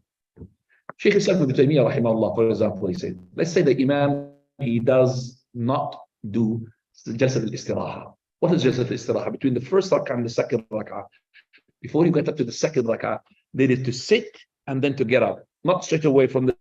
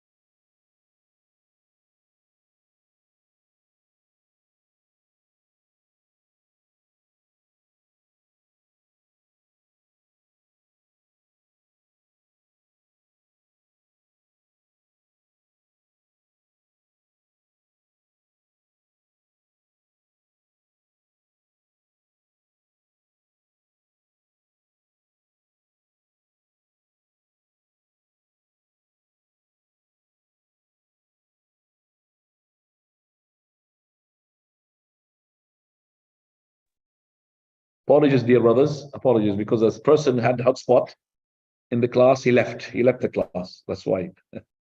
Right. Let's just go to funny. Yes. Some say Salafiyah is a sect and there is a blind following of Shaykh Al-Albani, like Abu Hanifa and the like. How can you argue against this? First of all, a blind sect, you could say about the people who follow certain madhab like Abu Hanifa or Shafi'i, there are blind followers, which means they just say that what is Abu Hanifa's opinion, and then I will take it regardless of his proof. But if you follow Abu Hanifa because he's got the correct proof, then you're not a blind follower. You're not following Abu Hanifa, you're following the Prophet ﷺ. So here, if there are some people who are doing the same to Shaykh Al-Albani, what these people who are blind followers doing to Shaykh Abu Hanifa, definitely they are blind followers. But to generalize that all Hanafis are blind followers, not correct. All followers of Shaykh Al-Albani are blind followers, it's not correct. So we do have people who are fanatic, as in, because they come from a certain country, that this country belongs to Abu Hanifa. For example, I find that the Shaykh Al-Albani, rahmatullah alayhi, he had attached his students to the proof rather than to himself. And he used to encourage even his students to differ from him and challenge him on this. And if they are, for example, different from him and they believe that their proof is correct, Shaykh Al-Albani would be very happy with that. Give you an example for this. Like, for example, رفع اليدين في صلاة الجنازة. When you raise up your hands in the extra takbir of the janazah. First takbir al-ihram, raise up your hands. The second and the third and the fourth, or any extra. Shaykh Al-Albani says that you should not raise up the hands because there was not really authentic source from that. But if one of the people does this based upon the narration of Abdullah ibn Umar, which is not authentic according to the Shaykh Al-Albani, but let's say that he considered it to be authentic, that he himself does it, not the Prophet. Then if you feel that Ibn Umar, and you believe that Ibn Umar, he will not do it except by copying the Prophet of Allah, there's no problem to put your hands up because you believe that. So according to you, the hadith is authentic. According to you, Ibn Umar, he would not do it from his own head. He would be following the Prophet of Allah. So if you raise up your hands, there's no problem. So it's not the Shaykh Al-Albani.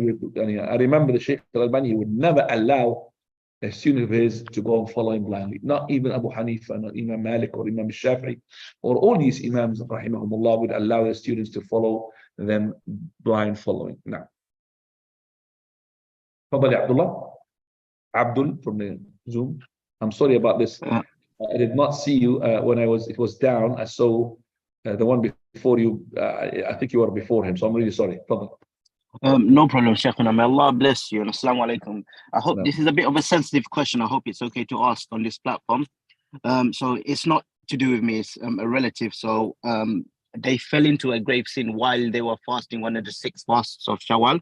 So the sin of masturbating, which led to him ejaculating. He approached me and asked me, is his fast still valid, or does he have to make up that fast? Because I remember you said in a durus during Ramadan that there's difference of opinion. The opinion that we take So that you're asking me basically that this person with his wife, she masturbated for him and ejaculated. Is that correct? that's right, Sheikh. And he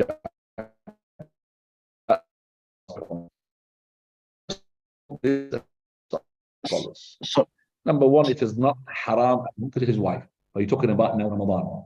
Some of the scholars, or many scholars, they say that this is called bringing or taking out, ejaculating, or discharging the sperm with lust deliberately. It will break the fast. Others, they said, it does not break the fast. And the hadith that is dependent upon by the side or by the group, by the, you could say, the team of the scholars who say that it breaks the fast, it's only 2 proofs, but they're not really strong in this case, which is number 1, hadith of the Prophet ﷺ, when he said, Allah Azza wa Jal, he says, قال يدع طعامه وشرابه وشهوته من أجلي. In this hadith, the Prophet ﷺ, he said, Allah Azza wa Jal, he says, كل عمل ابن آدم له إلا الصيام فإنه لي وأنا أجزي به. All the acts of the son of Adam, it belongs to him. As for Siyam, I am the one going to be given the recompense. I mean, your acts other than the Siyam, you'll be given 10 times up to 700 times, except for the Siyam. Siyam, you will get special reward. Then Allah, he said, فَإِنَّهُ يَدَعْ, this person, he leaves off his food and drink and his lust, shahwa, min ajli. So he says this shahwa, it includes discharging the sperm ejaculation, where the shahwa from the other side of the teams, they say, the other scholars, the other side of the scholars, they say, no, the shahwa, it means here the intercourse. And he brings another hadith, which is the shahwa, it means intercourse. The hadith of the Sahaba when they came to the Prophet of Allah, and they were the poor people, Al-Sufa, Allah, the people who are rich have taken the reward. What is that? He said, well, these people got money, and they make prayers like us, but they have money to give extra charity. We don't have that. So the Prophet he said, don't you know that Allah gave you an alternative to make this sadaqah? Said, what, Messenger? He said, your tasbih, your tahleel, your takbir, all of it, sadaqah.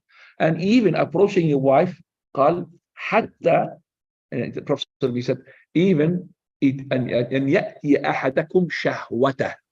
Person brings his shahwa, lust, if he needs intercourse, he will be rewarded for that. Messenger of Allah, if he brings his shahwa, takes a shower, he will be rewarded, because they thought, you know, if you want to be rewarded, you have to do something that sometimes you don't like to do, like give him money. But this thing, you have to do it all the time. So how can you be rewarded for this? He said, أَرَأَيْتُمْ إِنْ وَضَعَ شَهْوَتَهُ فِي حَرَامٍ. Do you see that if he put his shahwa in haram, so his shahwa in here, in the word in haram, would he be sinned? He said, yes, Messenger. So if he put it in halal, he will be rewarded.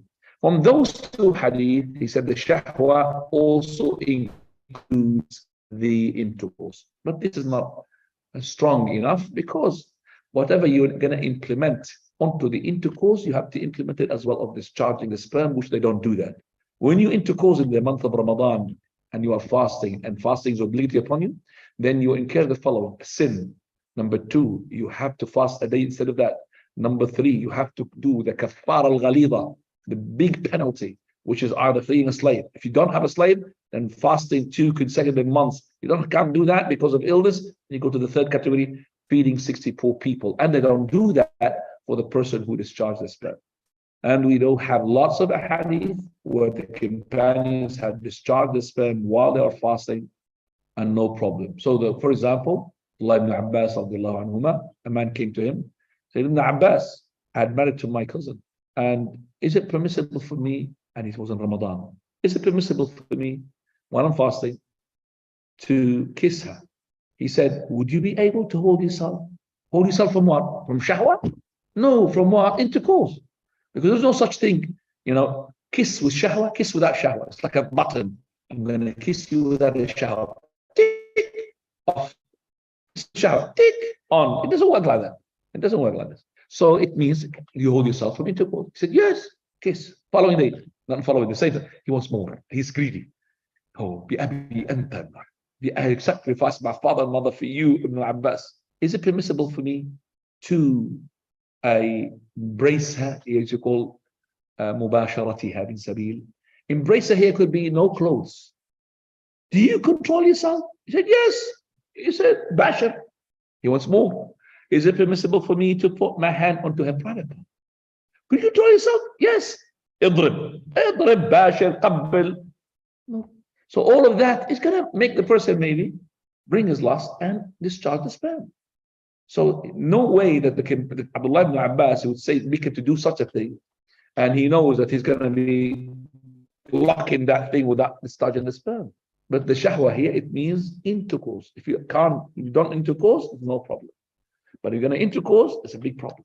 So we say to that person, according to what we believe, and our Shaykh al-Albani believes as well, rahimahullah, that there's nothing on to him. Okay?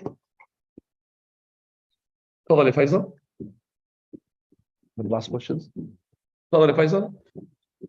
Yeah, Sheikh, Sheikh, in the night prayer, right, the Taraweeh prayer, when the Imam recites verses of Jannah and Jahannam, are we, the followers behind him, are we allowed to ask for Jannah and to seek refuge from Jahannam, or is that only for the Imam? You mean in the Taraweeh? Yes. Yeah, I thought he was in the normal recitation. In the Taraweeh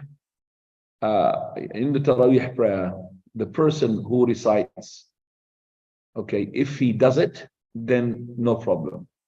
So if he does it, but if he doesn't do it, if you're going to say it, you're going to be yourself missing some of the verses. Most important thing is to listen to the Imam. So if the Imam stopped and started seeking refuge in Allah from the shaitan, asking Jannah, see, then you could do it, no problem. But for you to do it while he's not doing it, number one, you're not following the Imam. Number two, you're going to be doing things which are going to be taking you away from listening to the recitation. Wallahu ta'ala a'lam.